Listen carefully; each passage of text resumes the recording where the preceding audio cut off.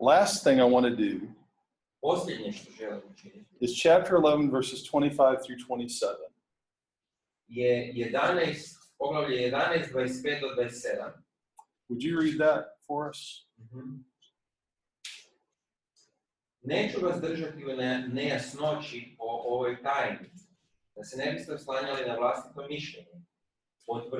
Odvrnuće jednog dijela Izraela traje dok pogani ne uđu u punom broju. Kada to bude, sam će se Izrael spasiti. Kako stoji pisano, od Cijona će doći osloboditelj. On će udaljiti bezbožnost od Jakova.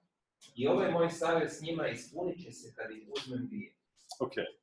Now, first of all, anytime the New Testament uses the word mystery, Svaki puta kad Novi Zavjet govori o tajni, mystery in the New Testament means kind of the opposite of what we think mystery means.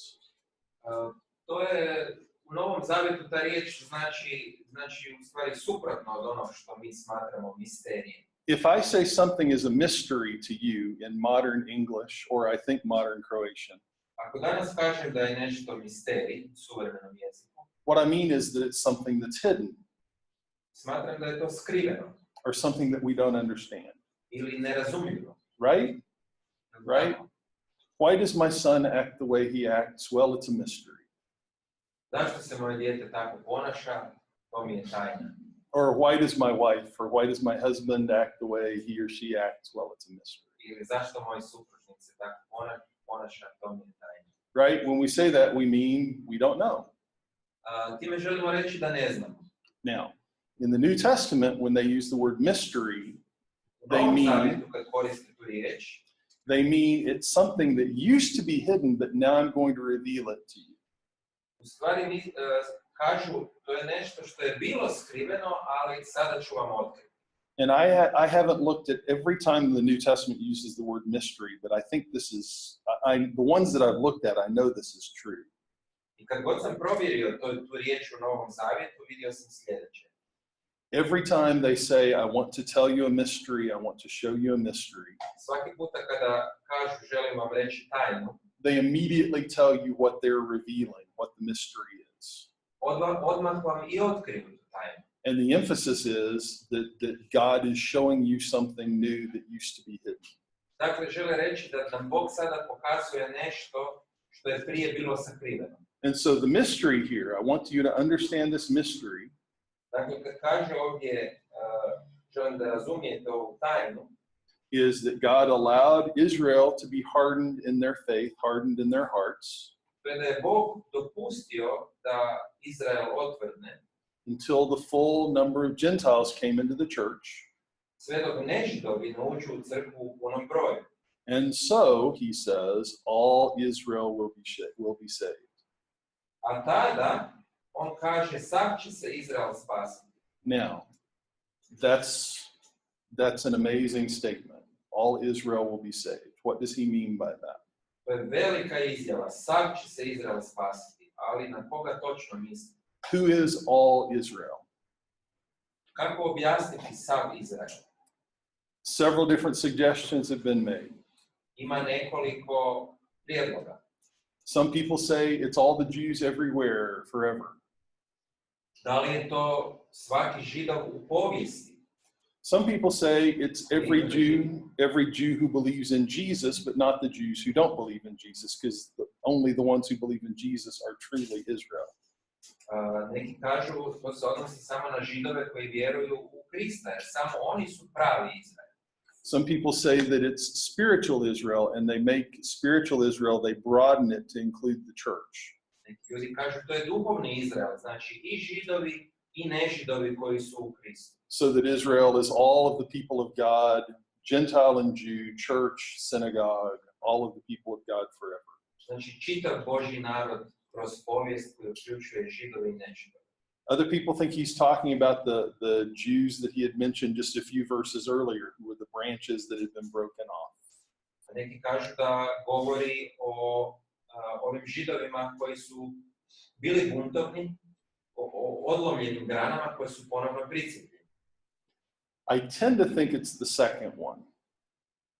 Meni se čini da je ovo drugo. or the fourth one, ili četvrto, or maybe the third one. možda treće. No, I tend to think it's the second one or the fourth one. Ja mislim da je drugo ili četvrto. Although he does say here and in Galatians that if you're a Christian, Jew or Gentile, you're a child of Abraham. A Pavao kaže i ovdje u Galačanima, ako si Židov ili nežidov, ako si kršćanin, ti si Abrahamovo potomstvo. Whichever one you choose, though, and I think you can make an argument for 2, 3, and 4. Mislim da postoji argument i za drugu, treću i četvrtu. And I know they're not numbered on the slide. I apologize. Iako nisam ih nabrojao tu na slajdu po brojevima. But I think you can make an argument for all except the very first one. Ali mislim da postoji, da se može iznijeti tvrdnja za sve osim za prvo. I don't like the third one. I think the third one is weaker than the other two. A treći argument je slabiji, ja mislim, od drugog i četvrtog. But even that one I can't rule out completely. Ali ne mogu ga odbaciti. But whatever you conclude, Ali što god vi zaključili, based on everything else he has said in the book of Romans, it's not possible that he is saying that the Jews will be saved if they don't have faith in Jesus. Na temelju onog što je Pavao rekao poslanici Rimljanima, nemoguće je da Židovi budu spašeni bez vjere u Isusa Krista. Now, the Jews who lived before Jesus, God deals with them differently.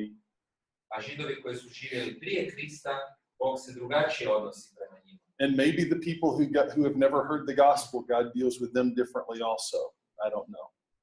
Možda i ljudi koji nikada nisu čuli radosnu vijest, Bog ih drugačije tretira. But the people who have heard the gospel, who have heard what God did through Jesus, Ali ljudi koji su čuli radosnu vijest o Kristu, that is the way for them to have a good relationship with God and to have salvation.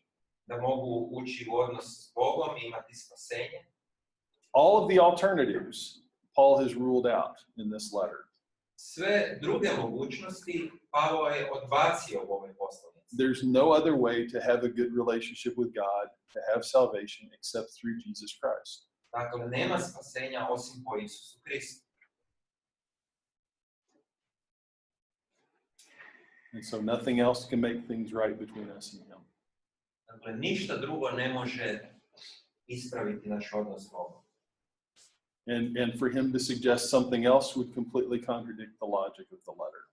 Ako Pavao ovdje predlaže nešto drugo, onda se to nikako ne uklapa u poslanicu i sve ono drugo što je govorio. And look at chapter 11, verse 32.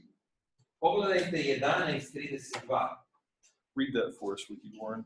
Bog je naime zatvorio sve ljude u neposlušnost, da im se svima smiluje. For God has consigned all to disobedience that he may have mercy on all. Does that remind you of another passage earlier in the letter? Da li vas to podsjeća na nešto ranije u pismu? That should remind you of what he says about the purpose of the law in chapter 3, verses 19 and Ono 20. što je rekao o zakonu u 3:20. Where he says, why did God give the law? Not so people would live up to it and save themselves, but so that people would know that they were sinners and they needed a savior. Zašto je Bog dao zakon? Da bi ljudi spoznali da su grešnici i da trebaju spasitelja. 11:32 is parallel to that. Ovaj redak je paralelan s tome. It's the same idea. God's purpose in all of this is to save. Dakle, Božja svrha je za spas. So, how will all Israel be saved? Kako će se sav Izrael spasiti? I think he's looking forward as a prophet to a day when the Jews will, in a large-scale movement, convert to faith in Jesus Christ. Ja mislim da on gleda proročki unaprijed na vrijeme kad će velik broj Židova prihvatiti Krista. And all Israel in chapter 11, verse 26 refers to the Jews who will show that they are truly Israel by accepting Israel's Messiah. A sav Izrael su u stvari oni Izraelci koji će prihvatiti Krista kao Mesiju. That's the only way that I see that 11:26 is consistent with the rest of the letter. I To je jedini način na koji mogu pomiriti taj redak sa ostatkom poslanica.